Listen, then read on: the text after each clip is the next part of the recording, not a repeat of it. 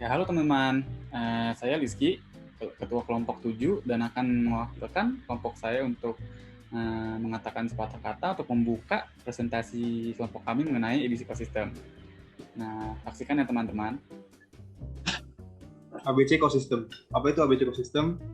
Activity Based Costing System adalah metode akuntansi yang digunakan untuk menghitung biaya yang dikeluarkan untuk membuat suatu produk dengan acuan seluruh aktivitas yang dilibatkan dalam membuat suatu produk.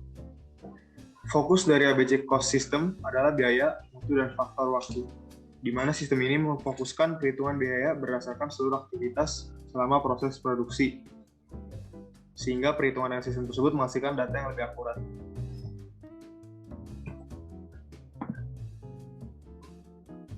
Perbedaan ABC Ecosystem dan Traditional Cost System. Yang pertama adalah akurasi. ABC Ecosystem mempunyai akurasi data yang tinggi, sedangkan Traditional Cost System memiliki akurasi yang cenderung rendah. Hal ini disebabkan karena Traditional Cost System menggunakan metode rata-rata umum yang diaplikasikan kepada overhead tanpa memperhatikan proporsi daya overhead terhadap setiap produk yang tentunya berbeda-beda. Yang kedua adalah ABC Ecosystem menggunakan lebih banyak cost driver daripada traditional cost system. Yang ketiga adalah ABC Ecosystem mengacu pada aktivitas, sedangkan traditional cost system mengacu pada overhead yang berbasis pada alokasi. ABC Ecosystem fokusnya adalah biaya, mutu, dan faktor waktu, sedangkan traditional cost system berfokus pada kinerja keuangan jangka pendek. Yang terakhir, ABC Ecosystem memiliki penggerak biaya berdasarkan aktivitas, sedangkan traditional cost system penggerak biayanya adalah berdasarkan volume.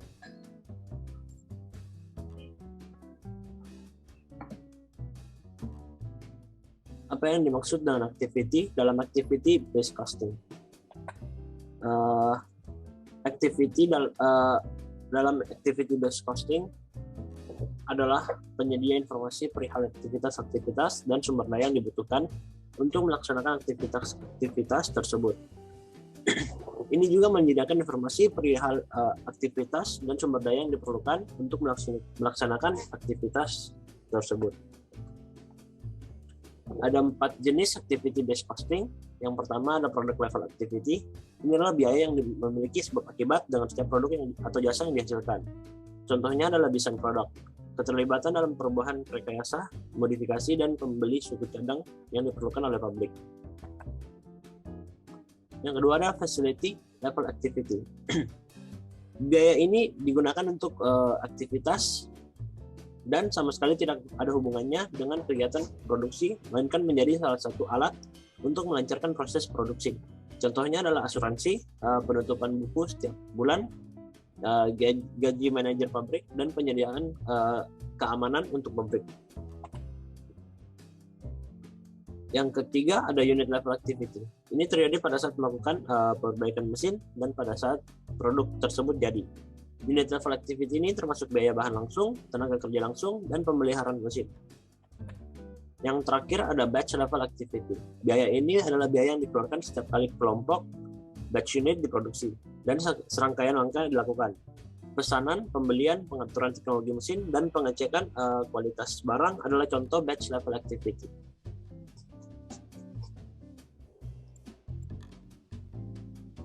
Nah, teman-teman, kalau tadi teman saya Fritz sudah menjelaskan mengenai aktivitas yang ada dalam activity based costing, sekarang saya akan menjelaskan mengenai cost driver dan cost pool nih teman-teman. Apakah kedua hal tersebut? Nah, sekarang pertama-tama saya akan menjelaskan mengenai cost pool dulu ya. Nah, cost pool adalah pengumpulan atau pooling dari biaya-biaya yang terpakai dalam aktivitas produksi. Nah, cost pool ini nantinya bisa dialokasikan ke suatu department dari suatu lini produksi lagi dengan adanya cost driver. Nah, jadi apa tuh teman-teman untuk cost pool? Untuk jelas kita bisa lihat contohnya ya. Nah, dari sini untuk video ini kita akan menggunakan sebuah perusahaan buatan yang kita namakan Zulas. Nah, Zulas ini pemproduksi minuman-minuman dan lini produksi ada 2, yaitu sparkling water dan lemon lime. Nah, untuk cost pool ini dia mengumpulkan semua biaya. Di sini contohnya overhead. Jadi di sini dia mengumpulkan semua biaya overhead dari lini produksi sparkling water dan lemon lime, dan dia pooling semuanya jadi kayak gini.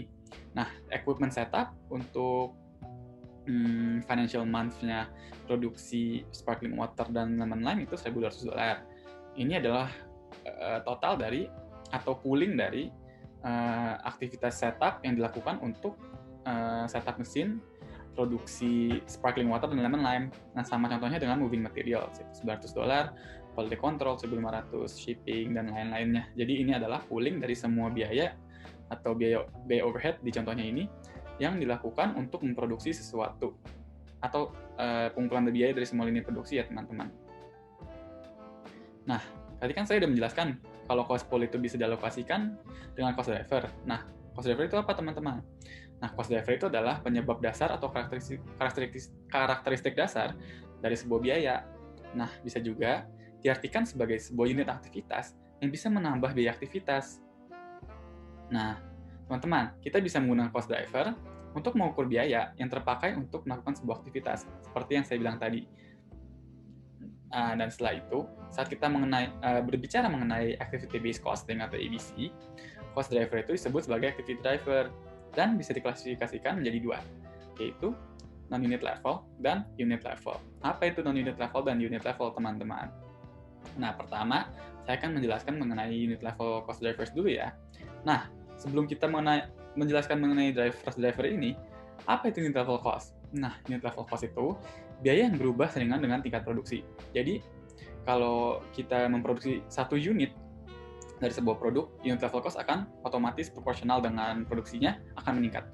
Nah, jadi bisa dibilang unit level cost itu variable cost. Nah, contohnya apa nih? Contoh unit level cost itu bisa dibilang direct material cost. Karena direct material cost itu akan berubah langsung dan proporsional dengan tingkat level produksi. Contoh lainnya bisa dibilang direct labor. Nah, unit level cost atau activity driver ini digunakan untuk mengukur konsumsi biaya dari aktivitas unit level. Jadi, bisa dilihat driver itu digunakan untuk mengukur konsumsi biaya. Nah, kalau kita tadi udah berbicara mengenai unit level, sekarang ada non-unit level nih teman-teman. Apa itu non-unit level? Nah, sebelumnya kita akan menjelaskan mengenai non-unit level activity. Nah, apa itu non-unit level activity? Kalau tadi di unit level activity, setiap satu unit produksi, biaya unit level akan meningkat. Kalau non-unit level tidak seperti itu. Jadi biaya untuk bila seseorang memproduksi satu unit produksi atau satu unit produk, tidak pasti non-unit level cost akan meningkat. Jadi non-unit level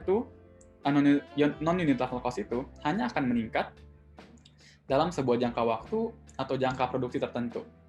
Nah, biar lebih jelas saya akan mengurai lagi penjelasan saya.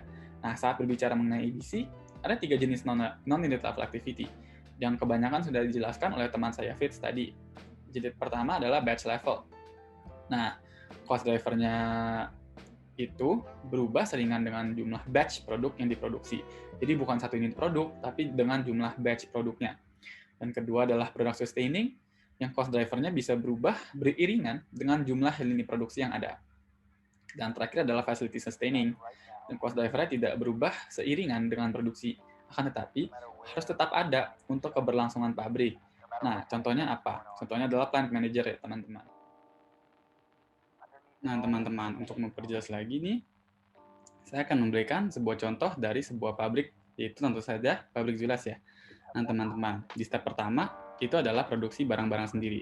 Nah, tentu saja sebelum produksi bisa dimulai, teknisi perlu untuk mempersiapkan mesin-mesin ini untuk memproduksi batch-batch dari minuman Zulas ini. Nah, setelah setup selesai, direct labor dan direct material akan terhitung, dan akhirnya akan menjadikan produk jadi. Nah, produk jadi ini nantinya akan dipindahkan ke quality control center, yang tentunya akan dicek kualitasnya. Setelah kualitasnya terjamin, akan dipindahkan ke warehouse, dan setelah itu akan dikirimkan seluruh dunia.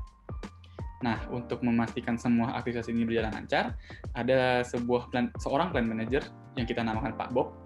Dan sebelum semua ini bisa dimulai, tentu saja harus ada product research untuk mengetahui bahwa produk tersebut layak untuk diproduksi. Oke, untuk memperjelas lagi nih, saya akan memberikan contoh numerik dari penjelasan saya. Nah, kan tadi dibilang udah ada unit level activity. Nah, unit level activity memproduksi 5.000 sparkling water dan 3.500 lemon lime water.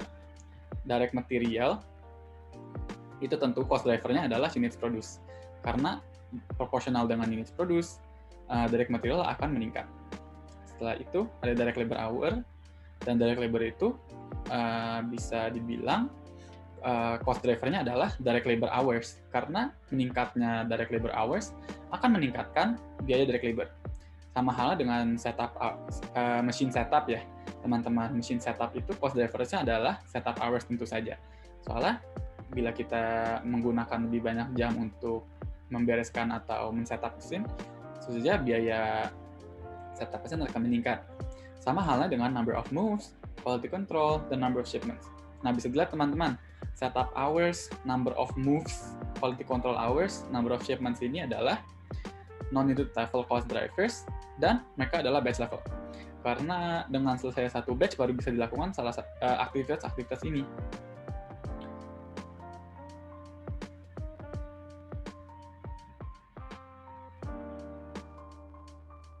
Selanjutnya, saya akan menjelaskan bagaimana cara menghitung product cost dengan activity-based costing system.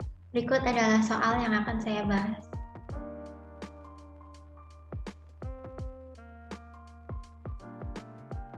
Pertama-tama, kita harus membuat tabel consumption ratio seperti yang terlihat dalam slides ini. Overhead activity dan activity driver didapat dari data yang diketahui di soal pada slide sebelumnya. Lalu cara menghitung consumption ratio yaitu dengan membagi amount of activity driver per product dengan total driver quantity. Contoh untuk equipment setup, pada sparkling water kita bagi 5 dibagi 7 hasilnya adalah 0,71, dan seterusnya berlaku juga untuk consumption ratio untuk moving materials, quality control, dan shipping. Sama juga dengan yang lemon lime water, 2/7 hasilnya adalah 0,29. Selanjutnya ada activity rates. Rumusnya adalah activity cost per total driver quantity. Pertama-tama kita buat terlebih dahulu tabel seperti ini dengan memasukkan data-data yang sudah ada di dalam soal. Untuk driver quantity didapat dari total activity usage measure untuk sparkling water plus lemon lime water. Setelah itu kita buat tabel seperti ini. Keduanya ini kita tinggal menyalin dari yang diketahui di soal. Lalu ini adalah hasil dari activity rates yang kita hitung. Kita ambil contoh untuk setup hours, kita bagi 1.200 dengan 7 hasilnya adalah $171,43. Dan seterusnya caranya sama untuk yang di bawah-bawahnya. Berikut adalah step akhir yang harus dibuat untuk mendapatkan total product cost per unitsnya untuk masing-masing sparkling water dan lemon lime water.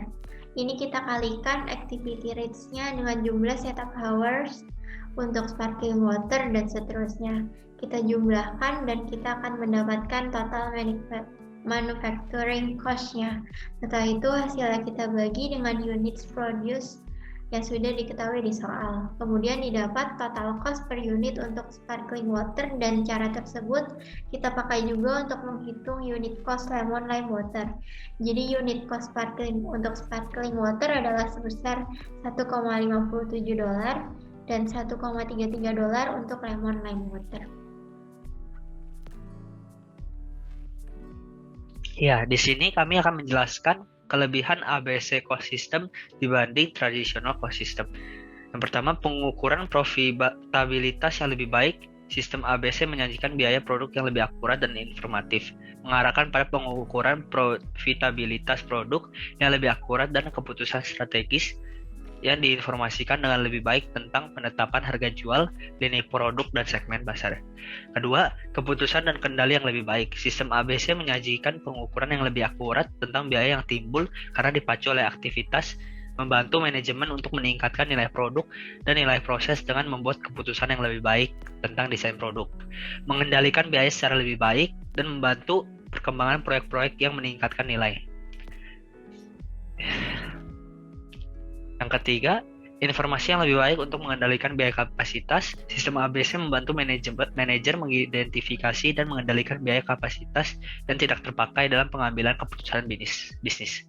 Yang keempat, kemampuan sistem ABC untuk mengungkapkan aktivitas yang tidak memberikan nilai tambah, non-value added activities bagi produk atau jasa yang dihasilkan. Kelima, dapat mengatasi diversitas volume dan produk sehingga pelaporan biaya produknya lebih akurat. Keenam, mengidentifikasi biaya overhead dengan kegiatan yang menimbulkan biaya tersebut. Ketujuh, dapat mengurangi biaya perusahaan dengan mengidentifikasi aktivitas yang tidak bernilai tambah. Yang kedelapan, memberikan kemudahan kepada manajemen dalam melakukan pengambilan keputusan. Dan di sini ada kekurangan ABC ekosistem dibanding tradisional ekosistem. Yang pertama, implementasi sistem ini belum terlalu dikenal stakeholders perusahaan di Indonesia sehingga penolakan untuk pemakaian sistem ini cukup besar. Kedua, untuk mendapatkan data yang dibutuhkan cukup sulit dan terlalu banyak metode pengumpulan biaya untuk menggunakan sistem ABC atau Activity Based Costing. Ketiga, masalah joint cost pada sistem konvensional juga tidak dapat diatasi dengan sistem siklus akuntansi biaya ini. Yang keempat, sistem ini melaporkan biaya dengan membebankan pada suatu periode penuh dan tidak mempertimbangkan amortisasi long term payback expense. Contohnya, biaya pengembangan dan penelitian yang cukup besar membuat biaya produk yang terlalu besar. Kelima, ABC Activity Based Costing System membuat para manajer harus melakukan perubahan radikal dalam cara berpikir tentang biaya. Keenam, untuk memahami Activity Based Costing dengan mudah harus memperlakukan semua biaya sebagai variabel karena sistem ini didesain sebagai alat pembuat keputusan strategi dalam jangka panjang. Sekian presentasi dari kami. Terima kasih telah mendengarkan.